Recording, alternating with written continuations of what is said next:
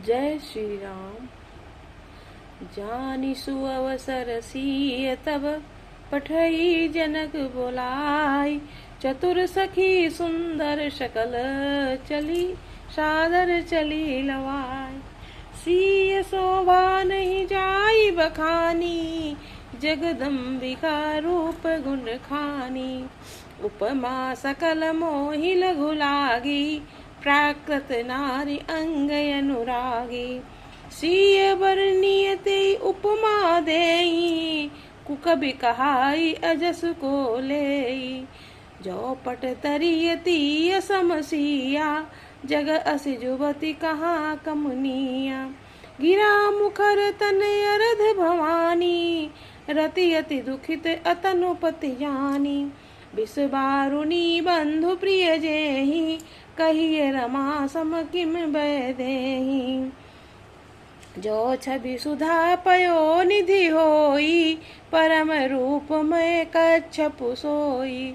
शोभा रजु मंदरु सिंगारू मथे पानी पंकज निज मारू।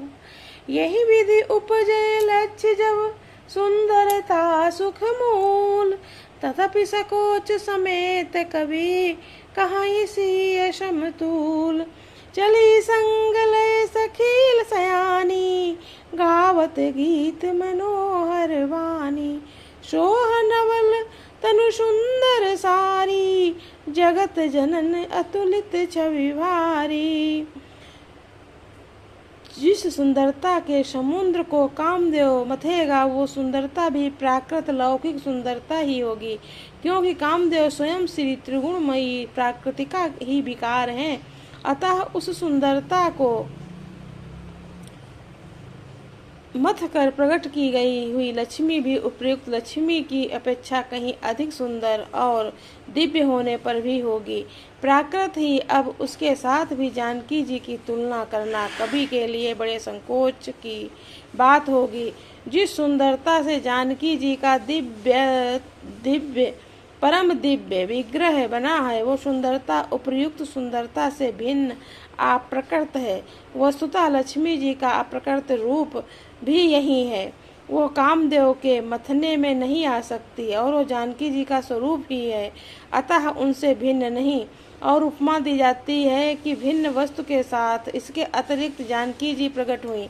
स्वयं अपने महिमा से उन्हें प्रकट करने के लिए किसी भिन्न उपकरण की अपेक्षा नहीं है, अर्थात शक्ति शक्तिमान से अभिन्न अद्वैत तत्व है, अतएव अनुपमेय है। यही ग्रह दार्शनिक तत्व भक्ति शिरोमणि कवि ने इस अभूत अलंकार के द्वारा बड़ी सुंदरता से व्यक्त किया है। ऐसा कहकर अच्छे राजा प्रेम मग्न होकर श्री राम जी का अनुपम रूप देखने लगे। मनुष्यों को तो बात ही क्या, देवता लोग भी आकाश से विमानों पर चढ़े हुए दर्शन कर रहे हैं। सुंदरता गान करते हुए फूल बरसा रहे हैं। तब शुभ अवसर जानकर जानकी जी ने जनक जी ने सीता जी को बुला भेजा। सब चतुर और सुंदर सखियां आदर पूर्वक उन्हें लिवा चली। रूप और गुणों की खान जगत जननी जानकी जी की शोभा का वर्णन नहीं हो सकता है। उनके लिए मुझे काव्य की सब उपमाएं तुच्छ लगती हैं, क्योंकि वे लौकिक स्त्रियों के अंगों के अनुराग रखने वाली हैं, अर्थात वे जगत के स्त्रियों के अंगों को दी जाती हैं। काव्य की उपमा सब त्रिगुणात्मक मायिक जगत की स्त्रियों के अंगों को दी जाती है। काव्य की उपमाएं अप्रकृत होती हैं। चिन्मय अंगों के लिए प्रयुक्त करना, उनका अपमान करना, उनके उपहासास्पद बनाना है। सीता जी का वर्णन उन्हीं उपमाओं को देकर कौन को कभी कहलाए और अपयश का भागीदार बने। जय श्री राम।